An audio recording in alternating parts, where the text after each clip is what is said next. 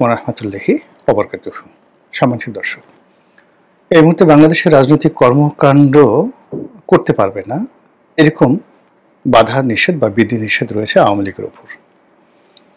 অন্যদিকে আওয়ামী লীগের যে ছাত্র সংগঠনটি রয়েছে বাংলাদেশ ছাত্রলীগ, এটিকে একটি নিষিদ্ধ সংগঠন হিসেবে সরকারের পক্ষ থেকে ঘোষণা করে হয়েছে।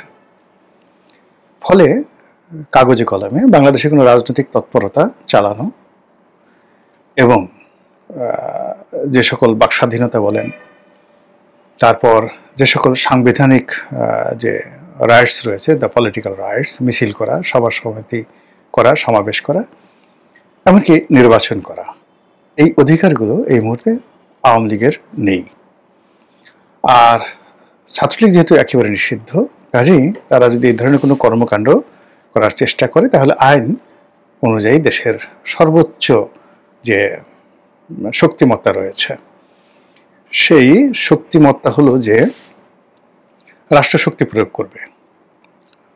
এখন সেই শক্তি প্রয়োগের নমুনা কেমন হতে পারে তার একটি ঘটনা আপনারা দেখেছেন, যে চট্টগ্রামের একজন শীর্ষ পুলিশ কর্মকর্তা, সম্ভবত চট্টগ্রাম মেট্রোপলিটন পুলিশ কমিশনার, তিনি ওয়্যারলেসে যে নির্দেশনা দিয়েছেন তার অধীনস্থ কর্মকর্তাদেরকে, ওটা এখন রীতিমতো ভাইরাল হয়ে পড়েছে।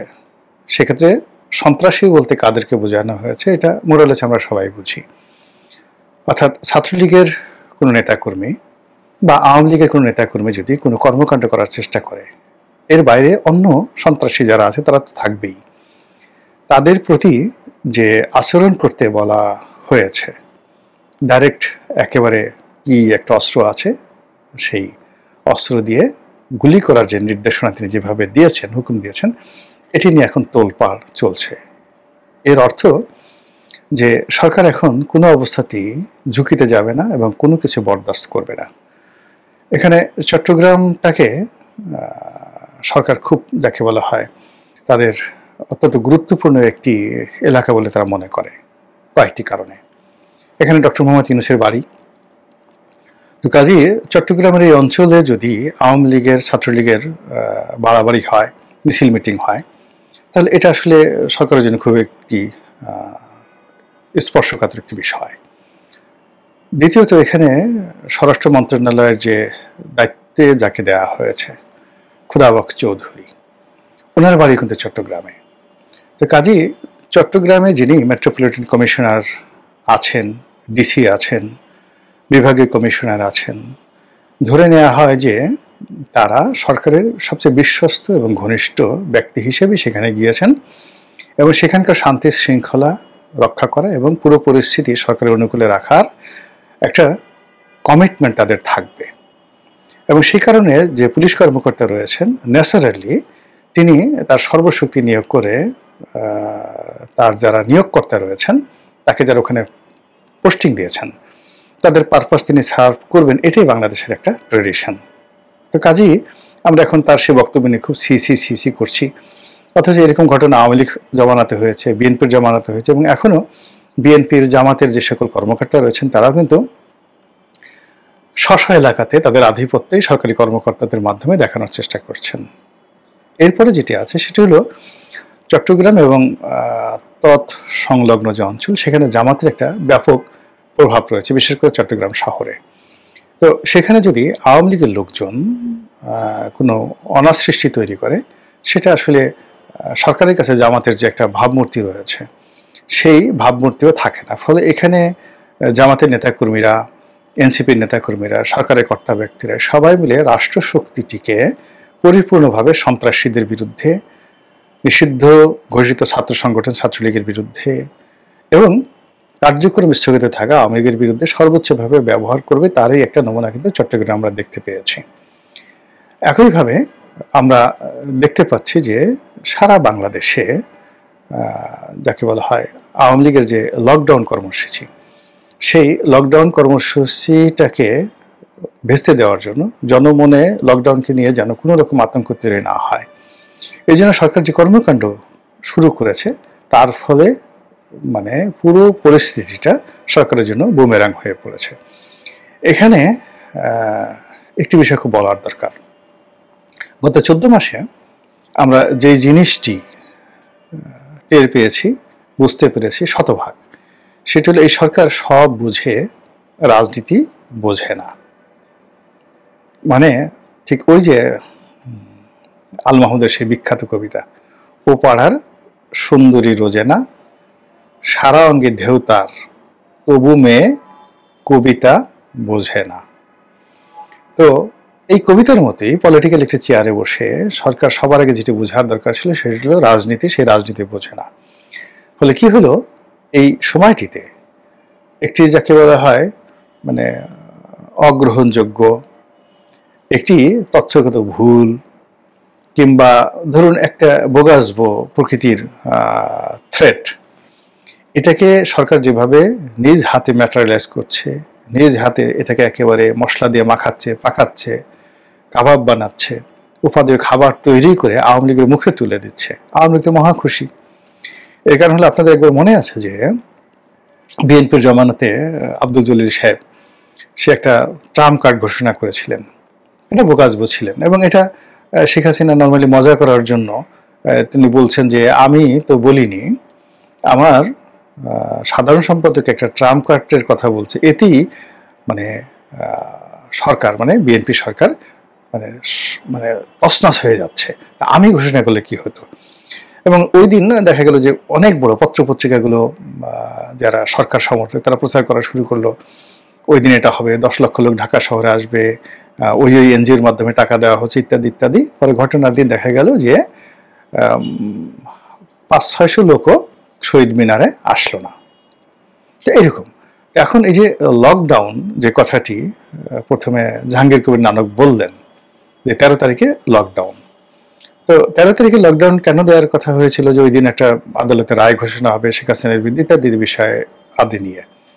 এখন এটা আসলে আমার কাছে মনে হচ্ছিল যে এইভাবে লকডাউন কথাটা অতটা ভেবে চিনতে বলেনি, হয়তো শাটডাউন যাকে বলা হয় বলার চেষ্টা করেছিলেন, কিন্তু মুখ দিয়ে লকডাউন বের হয়ে গেছে। এমনি ইদানিং বয়স হয়ে গেছে জাহাঙ্গীর কবির নানক সাহেবের, তার কথায় জড়তা আছে, আর তিনি এমনি আসলে সভা মঞ্চে ভালো বক্তব্য করেন, কিন্তু টেলিভিশনের সামনে তারপর ক্যামেরার সামনে ওইভাবে ভালো মতো সাজিয়ে গুছিয়ে কথাবার্তা বলতে পারেন না। ইংরেজি উচ্চারণ যথেষ্ট দুর্বল আছে, আরবিতে একেবারেই পারেন না। একবার এই যে পবিত্র ঈদুল আজহা এই শব্দটি উচ্চারণ করতে গিয়ে তিনি যখন স্থানীয় সরকার মন্ত্রী ছিলেন, কি একটা কেলেঙ্কারি ঘটিয়ে ফেলেছিলেন, তিনি উচ্চারণই করতে পারেননি।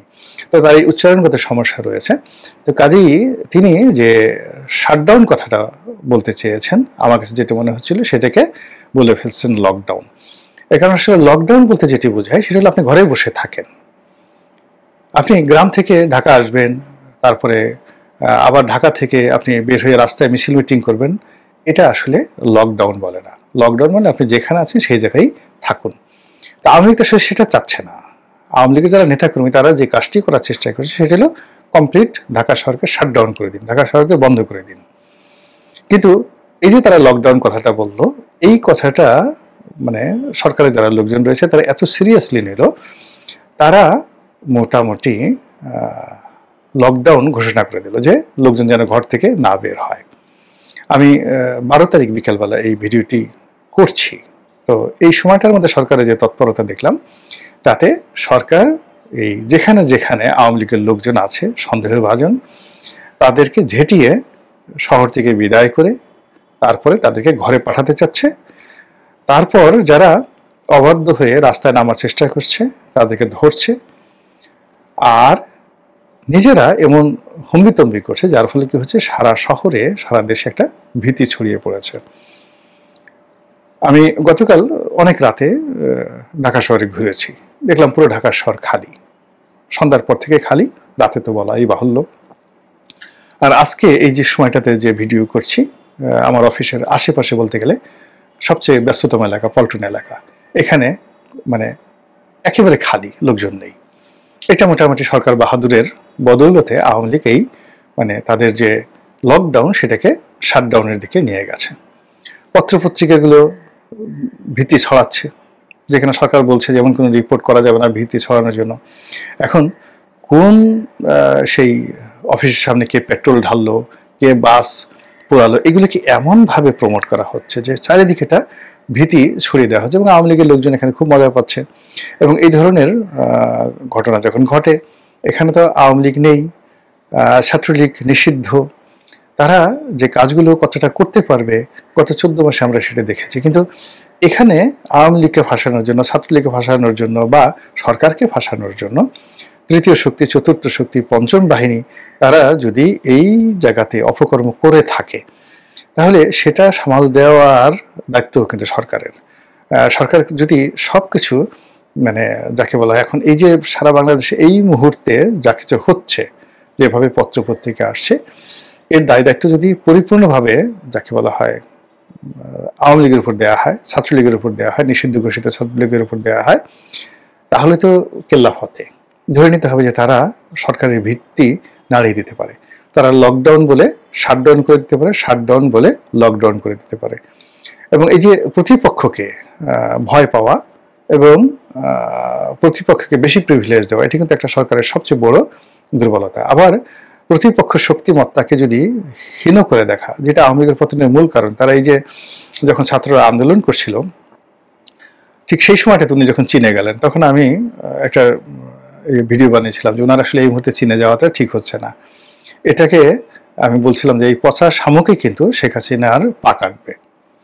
আপনারা দেখুন যে শেখ হাসিনার পতনের আগে তিনি চীনে গেলেন, চীন থেকে আসলেন, এসে তিনি যাকে বলা হয় এই সংবাদ সম্মেলন করলেন এবং সেখানে রাজাকারের বাচ্চা কাচ্চা বলেন, আর পুরো জিনিসটা তার নিয়ন্ত্রণের বাইরে চলে গেল, রাজাকারের নাতিপুতি।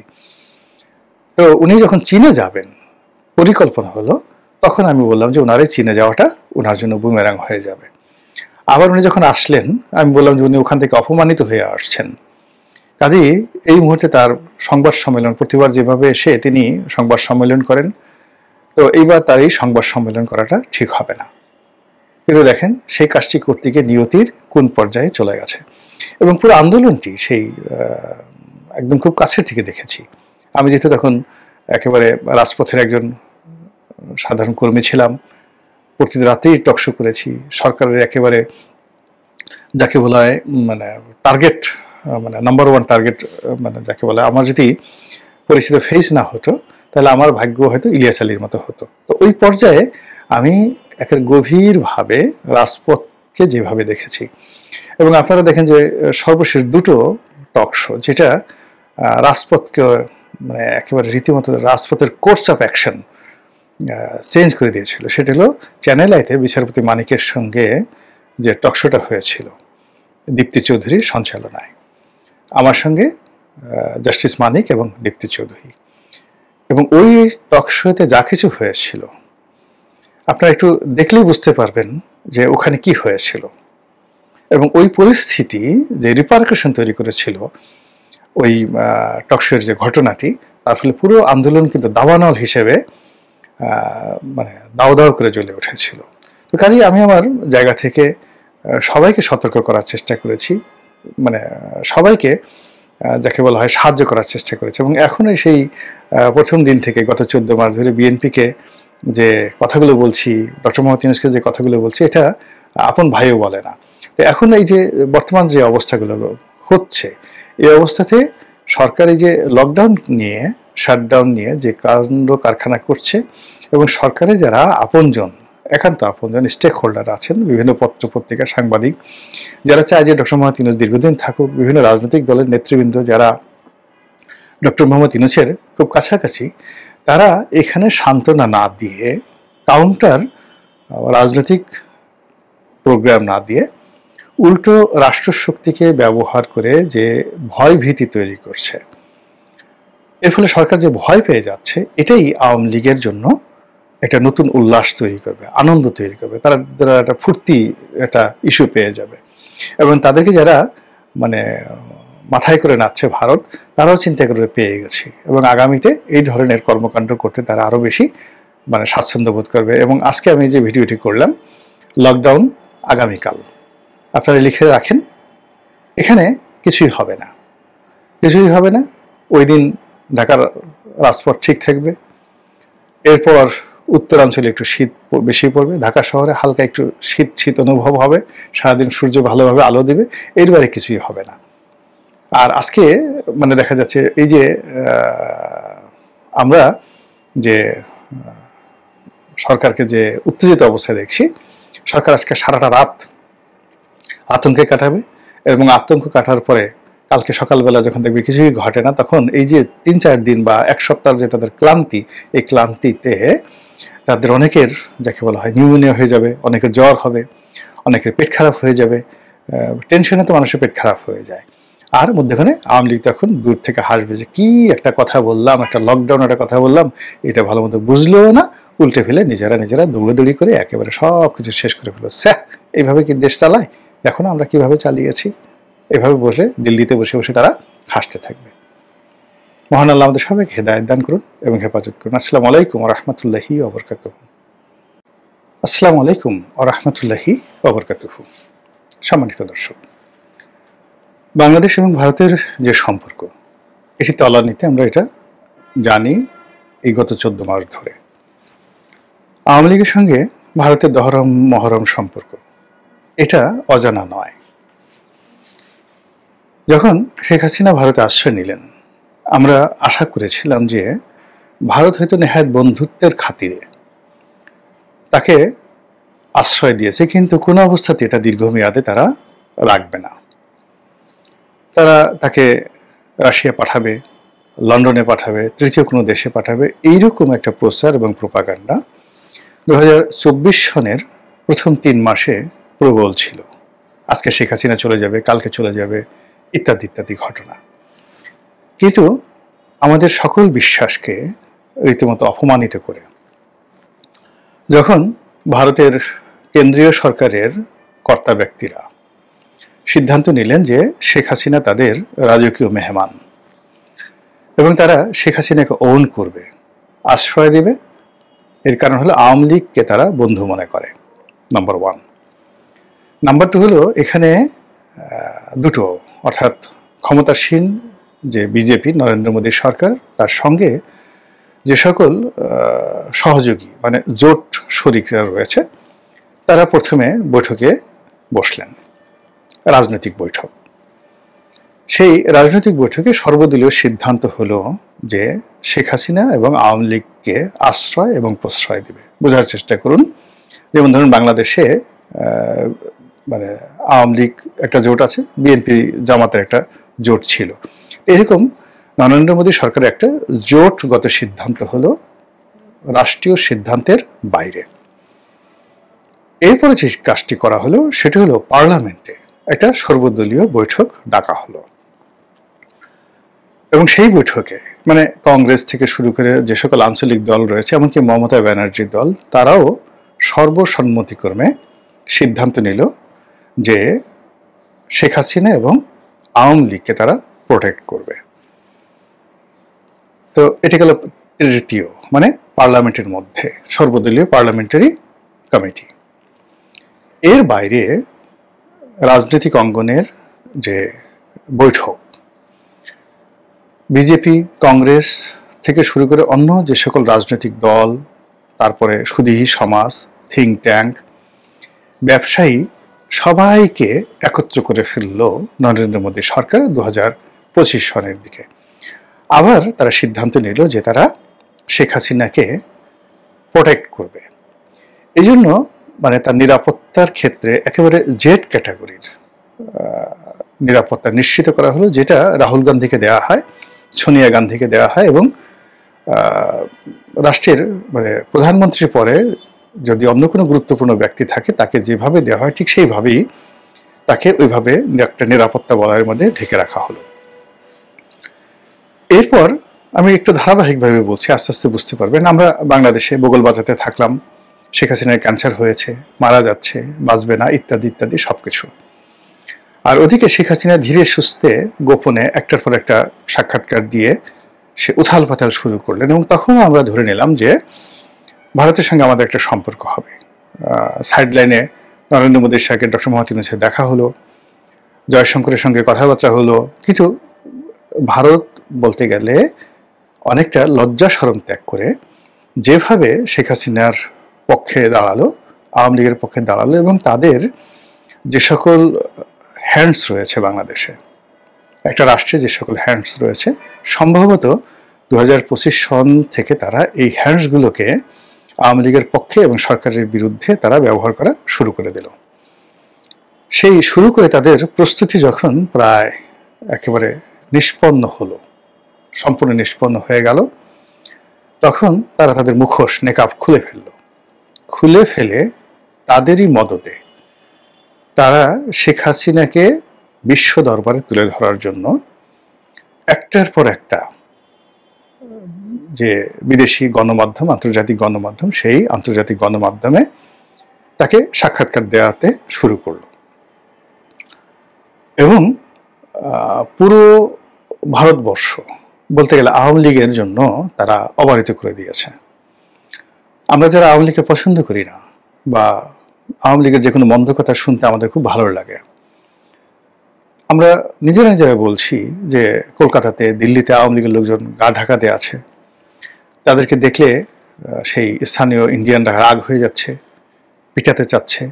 ওবায়দুল কাদের ঘর থেকে বের হতে পারে না, সাবেক স্বরাষ্ট্রমন্ত্রী আসাদুজ্জামান খান কামাল তিনিও ঘর থেকে বের হতে পারে না। এই কথাগুলো আমরা প্রচার করছি সামাজিক মাধ্যমে, কিন্তু যারা সত্যিকার অর্থে জানেন যে দিল্লি, তারপরে কলকাতা, গুয়াহাটি, তারপরে অন্যান্য যে সকল বড় বড় শহরে বাঙালিরা রয়েছেন, আওয়ামী বাঙালিরা রয়েছেন, তারা কিভাবে সেখানে রাজা বাদশার মতো হেলে দুলে ওখানকার রাজনীতিবিদ, আমলা কামলা তাদের সাথে চলাফেরা করে যেভাবে মানে বাংলাদেশের রাজনীতিতে ফিরে আসার জন্য তৎপরতা চালাচ্ছে, তার কিছু নমুনা আমরা নভেম্বর মাস থেকে বাংলাদেশে দেখা শুরু করেছি।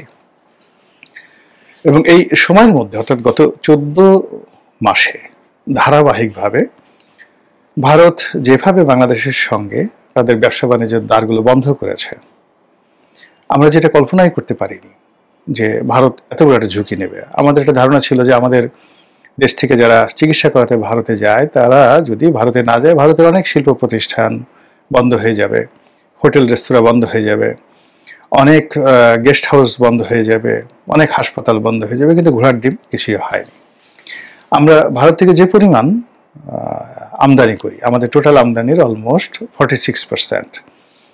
তো বাংলাদেশের এই 46% আমদানি নাম্বার 1 ভারত। এটা যদি আমরা বাংলাদেশ ভারত থেকে না আনি, ভারত কান্নাকাটি করবে।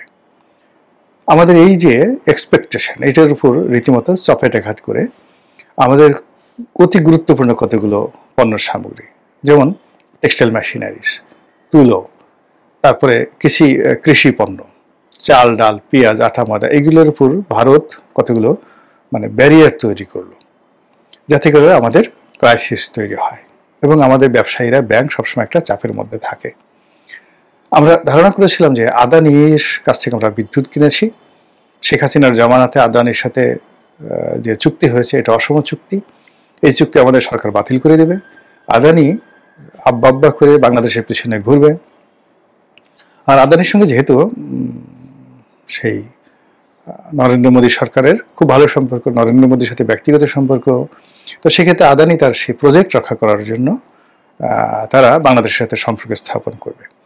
আদানির বাইরে আমাদের সুন্দরবন এলাকাতে আরেকটি যে খুব বড় কয়লার যে প্ল্যান্ট করা হয়েছে সেখানে, অর্থাৎ কয়লা ভিত্তিক রামপাল বিদ্যুৎ কেন্দ্র, এই কয়লা ভিত্তিক রামপাল বিদ্যুৎ কেন্দ্রের বাইরে আরো অনেকগুলো বড় বড় প্রকল্প রয়েছে, যেগুলো চট্টগ্রামের বিভিন্ন এলাকাতে হাজার হাজার কোটি টাকার প্রকল্প। তো আমাদের ধারণা ছিল যে এই প্রকল্পগুলো রক্ষার স্বার্থে যাকে বলা হয় ভারত আমাদের সাথে নমনীয় হবে, কিন্তু এখানে উল্টো ঘটনা ঘটছে। আদানি এখন উল্টো চাপ দিয়ে শেখ হাসিনার জমানাতে যেভাবে তারা টাকাগুলো আদায় করেছে তার চেয়ে আরো বেশি টাকা এখন তারা চাচ্ছে এবং সরকারের উপর এমন চাপ সৃষ্টি করেছে যে সরকার বলতে গেলে এখন বিদ্যুৎ প্রবাহ স্বাভাবিক রাখার জন্য আদানির টাকা দিতে বাধ্য হচ্ছে। অন্যদিকে যে সকল প্রকল্পগুলো, রেলের সাথে যে সকল প্রকল্প ছিল সেগুলো বন্ধ, তারপর আমাদের ট্রানজিটের জন্য যে সকল প্রকল্প ছিল সব বন্ধ, ভারতের কোনো ট্রানজিট এখন ভারত ব্যবহার করছে না।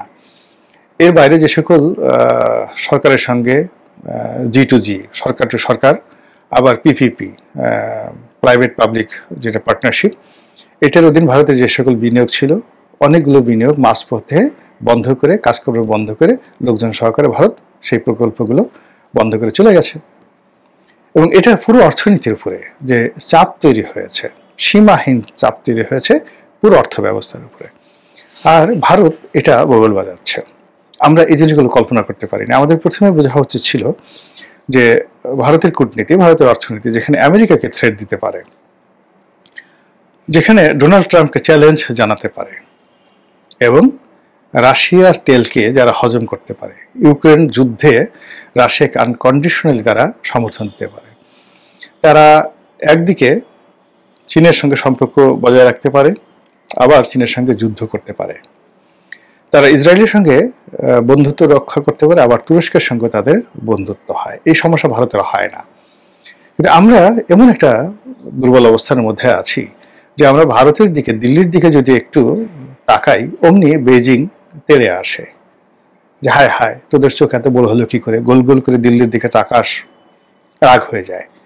আবার কোনো কারণে যদি দিল্লিতে না গিয়ে যদি বেইজিংয়ে যাই বা একটু চোখ দিয়ে ওদিকে তাকানোর চেষ্টা করি, মুহূর্তের মধ্যে কিভাবে দিল্লি রিয়াক্ট করে তার কিছু নমুনা শেখ হাসিনার পরিণতি থেকে আপনারা টের পেয়েছেন। শেখ হাসিনা বাঁচবেন কি বাঁচবেন না, ফিরবেন কি ফিরবেন না, ক্ষমতা আসবেন কি আসবেন না, এটা তো আল্লাহ রাব্বুল আলামিন জানে। তবে একটা সময় এই যে তার যে ক্ষমতা হারানোর পিছনে এখনো যে সকল কথাবার্তা আমরা শুনছি, এই সকল কথাবার্তার সাথেও আরো অনেক গুপ্ত কথা আগামী দিনে আপনারা শুনতে পাবেন। যে ওই যে তার যে বেজিং সফর, সর্বশেষ যে তিনি চীনের প্রেসিডেন্টের সঙ্গে দেখা করতে গিয়েছিলেন, এটা তার জন্য যে কতটা জম হয়ে দেখা দিয়েছিল, সেটা যদি তিনি বুঝতে পারতেন, তিনি ভুলেও কিন্তু বেজিংয়ে যেতে পারতেন না। তো আমাদের এই যে বাংলাদেশে বিভিন্ন সময় বিভিন্ন মানুষ চেষ্টা করেছেন একটা স্বতন্ত্র ব্যবস্থা প্রতিষ্ঠা করার জন্য। বঙ্গবন্ধু চেষ্টা করেছেন, প্রাণ হারিয়েছেন। জিয়াউর রহমান চেষ্টা করেছেন, প্রাণ হারিয়েছেন। আর শেখ হাসিনা দুইবার ক্ষমতাচ্যুত হলেন। অর্থাৎ উনি যখন 96 থেকে 2001 সনে, তখন তিনি পার্লামেন্টে দাঁড়িয়ে বলেছেন যে আমেরিকার কারণে এবং ভারতের কারণে তিনি 2001 সনে ক্ষমতা আসতে পারেননি। আবার এই যে তার যে আহাজারি ছিল, আমেরিকা তাকে ক্ষমতাচ্যুত করার জন্য প্ল্যান করছে, গত 1 বছর যাবত তিনি বলে আসছেন বাংলাদেশ এটা দুর্ভিক্ষ হবে, এটা তিনি 1 বছর ধরে, আরো বেশি 2-2.5 বছর ধরে তিনি চিৎকার করে যাচ্ছিলেন। মানে 2022 সন থেকে যে আর একটা দুর্ভিক্ষ আসবে, এই হবে এই হবে। এখন যে অর্থনৈতিক ক্রাইসিসগুলো, এগুলো তো শেখ হাসিনা বলেছিলেন। আর উনি এই ভারতের বিপরীতে তিনি চীনের সাথে একটা সম্পর্ক স্থাপন করতে চেয়েছিলেন। আর এটাকে প্রোটেক্ট করার জন্য তিনি রাশিয়ার সাথে একটা, মানে আমেরিকাকে প্রোটেক্ট করার জন্য রাশিয়ার সাথে একটা সম্পর্ক স্থাপন করার চেষ্টা করেছিলেন, কিন্তু পারেননি। না পেরে তাকে কিন্তু আবার সেই ভারতে গিয়েই আশ্রয় নিতে হয়েছে, অথবা ভারত তাকে এখান থেকে সেখানে নিয়ে মানে একটা ডলা দিয়ে কত ধানে কত চাল সেটা বোঝানোর চেষ্টা করছে। এখন এই যে 14 মাস, এই 14 মাসে ভারত বুঝে গেছে, আর শেখ হাসিনাও বুঝে গেছে। বুঝে যাওয়ার ফলে একটা নতুন রাজনীতির জটিলতা সমীকরণ তৈরি হয়েছে, এবং সেই সমীকরণে এই নভেম্বর মাসে 2025 সনে যে সকল কথাবার্তা আকাশে বাতাসে ভাসছে, যে সকল আওয়াজ আমরা শুনতে পাচ্ছি, যে সকল শব্দ অনুরণিত হচ্ছে, তা রীতিমতো ভয়াবহ। যেভাবে আওয়ামী লীগ দাম্ভিকতা দেখাচ্ছে, আওয়ামী লীগের দেশের ভিতর এবং বাইরে যারা লোকজন রয়েছে তাদের মধ্যে যে উল্লাস দেখা যাচ্ছে, আত্মবিশ্বাস দেখা যাচ্ছে, এবং সামাজিক মাধ্যম খুললে দেখা যাচ্ছে যে তারা যেভাবে ঝুঁকি নিতে নিজেদেরকে আত্ম উৎসর্গ করছে, যে আমরা তেমনি ঘরে থাকতে পারছি না, আমাদের এক একজনের বিরুদ্ধে এতগুলো মামলা আছে, আমাদের জায়গা সম্পত্তি সবকিছু তছনছ হয়ে গেছে, আমাদের পরিবার ক্ষতিগ্রস্ত হয়েছে, অপমানিত হয়েছে, লাঞ্ছিত হয়েছে, এরপর তার কিছু হারানোর নেই, কাজেই আমরা এটা করব। এই কথাগুলো সামাজিক মাধ্যমে দেখেন। আরেকজনে বলার চেষ্টা করছে যে আওয়ামী লীগের মতো একটা শক্তিশালী সরকারকে যদি ম্যাটিকুলাস ডিজাইনে অল্প সংখ্যক মানুষ রাস্তায় নেমে নেতৃত্ব দিয়ে বিশাল সংখ্যক মানুষকে সেটাতে সম্পৃক্ত করতে পারে, তাহলে এই যে বাংলাদেশের যে চলমান সমস্যাগুলো, সেই সমস্যাগুলোকে ওন করে এইগুলোকে কাজে লাগিয়ে আওয়ামী লীগের মতো একটা বৃহৎ সংগঠন কেন সেটা পারবে না? তারা কি এতটা বেকুব?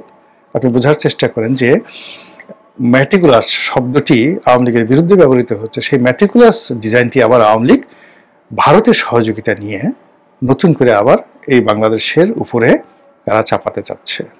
আর এই কাজে যেভাবে ভারত মানে আওয়ামী লীগের পাশে দাঁড়িয়েছে, শেখ হাসিনাকে যেভাবে তারা ওন করছে এবং বাংলাদেশের ব্যাপারে যেভাবে তারা মুখ ফিরিয়ে রেখেছে, যে তারা আসলে বাংলাদেশের ভূমি দরকার, বাংলাদেশের অন্য কোনো কিছু দরকার নাই, আর বাংলাদেশে তাদের আওয়ামী লীগের মতো বন্ধু দরকার, আর শেখ হাসিনার মতো নির্ভরযোগ্য অংশীদার দরকার। এই বিষয়টি তারা নেকাব খুলে যতটা উগ্রভাবে প্রকাশ করছে, এটা আমার কাছে মনে হচ্ছে যে আমেরিকা সেই রেজা শাহ পাহলভির ব্যাপারে যেভাবে অ্যাডামেন্ট ছিলেন ইন 1953, ঠিক ওইরকম একটা অ্যাডামেন্ট জায়গাতে ভারত চলে গেছে, ভারতের ইগোর জায়গাতে চলে গেছে। এর ফলে কি হলো, আমাদের সব কিছু এলোমেলো হয়ে গেছে। এর কারণ হলো সেই 50-এর দশক থেকে, মানে আইয়ুব খানের জমানাত আগে 1956 থেকে আপনি যদি বাংলাদেশের ইতিহাস দেখেন, আমাদের আদমজি রায়ট থেকে শুরু করে আমাদের শিল্প কলকারখানাতে যে শ্রমিক আন্দোলন, বিদ্রোহ, রাজনীতির পট পরিবর্তন, পাকিস্তানের পূর্ব পাকিস্তান, পশ্চিম পাকিস্তানের রাজনৈতিক অস্থিরতা থেকে শুরু করে আর অনেক কিছুতে ভারত সরাসরি বিনিয়োগ করেছে। অথচ তখন মানে 1956-58 সনের দিকে, 62-র দিকে, 69-এর দিকে, এমনকি মানে 1972-73 দিকে যদি জিডিপি ধরেন, বাংলাদেশের অবস্থা ধরেন, পার ক্যাপিটা ইনকাম ধরেন, ভারত আমাদের কাছে কিছু না, কিন্তু তারা কিন্তু এখানে তারা নাক গলিয়েছে। তো এখন ভারতের পৃথিবীর একটা অন্যতম পরাশক্তি, আঞ্চলিক শক্তি হিসেবে তাদের সাথে টেক্কা দেওয়ার মতো কোনো শক্তি এই মুহূর্তে দক্ষিণ পূর্ব এশিয়াতে নাই। শুধু এশিয়াতে তাদের সাথে টেক্কা দিতে পারে চীন, অন্য কোনো দেশ তাদের সাথে টেক্কা দিতে পারে না। তো এরকম একটা বৃহৎ শক্তি যখন তাদের নেকাব অর্থাৎ তাদের হিজাব, আমরা হিজাব বলাটা ইসলামে কি হবে জানি না, মানে তাদের যে মুখের মুখোশ, যে মুখোশে গণতন্ত্রের কথা বলে, যে মুখোশে ডিপ্লোম্যাসির কথা বলে, যে মুখোশে পারস্পরিক বাংলাদেশের সঙ্গে বন্ধুত্বের কথা বলে, সেগুলো সব খুলে এখন তারা বলছে আমরা আওয়ামী লীগ চাই, আমরা শেখ হাসিনা চাই, এবং আওয়ামী লীগ ছাড়া বাংলাদেশে আমরা কোনো রাজনীতি করব না। এই যে তারা যে একটা যুদ্ধন্দেহী অবস্থায় পৌঁছে গেছে, এটা যে আমরা কিভাবে মোকাবেলা করব আর এই পরিস্থিতির কারণে কি পরিণতি আমাদের জীবনে আসে, সেটি এখন দেখার বিষয়। মহান আল্লাহ আমাদের সবাইকে হেদায়েত দান করুন এবং হেফাজত করুন। আসসালামু আলাইকুম ওয়া রাহমাতুল্লাহি ওয়া বারাকাতুহু।